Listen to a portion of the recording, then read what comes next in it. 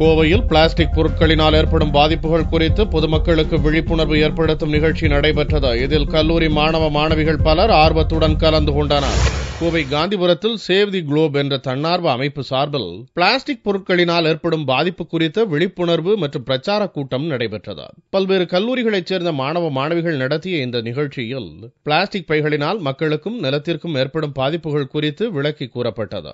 மேலும் ஆண்டுதோறும் 500 கோடிக்கும் மேற்பட்ட பிளாஸ்டிக் பைகள் உற்பத்தி செய்யப்படுவதாகவும், ஆனால் 3% குறைவான பைகளே மறுசுழற்சி செய்யப்படுகிறது என்றும், 20 மைக்ரான் அளவுடைய பைகளை மட்டுமே பயன்படுத்த வேண்டும் என்றும், அதற்கு குறைவான அளவுடைய பைகளை பயன்படுத்தக்கூடாது என்றும் விழிப்புணர்வு நிகழ்ச்சியில் கலந்து கொண்ட மாணவி தெரிவித்தார். 20 மைக்ரான்ஸ்க்கு மேல இருக்கிற பிளாஸ்டிக் வந்து நம்ம யூஸ் பண்ணலாம். அதுக்கு கீழே இருக்கிற பிளாஸ்டிக்கை யூஸ் பண்ணா நம்ம கீழே இது பண்ணா அது வந்து டீகம்போஸ் ஆகிறதுக்கு ரொம்ப லேட் ஆகும். அதனால என்ன ஆகுதுன்னா பொல்யூஷன் ஜாஸ்தி ஆகி நம்ம ஓசோன்ல ஓட்ட வந்து நம்மளுக்கு தான் இங்க பாதிப்பு ஏற்பட்டிருக்கு. அதனால நம்ம பிளாஸ்டிக் வாங்குறத கம்மி பண்ணிட்டோம்னா பிளாஸ்டிக் ப்ரொடக்ஷனும் கம்மியாயிரும். அதனால இந்த மக்களாகிய நம்ம எப்போதுமே பிளாஸ்டிக்கை வந்து வாங்குறத கம்மி பண்ணணும். அதே மாதிரி பிளாஸ்டிக் ப்ரொடக்ஷன் பண்றவங்களும் பிளாஸ்டிக்கால ப்ரொடக்ஷன் பண்ண அப்ப அவங்க பண்ண மாட்டாங்க.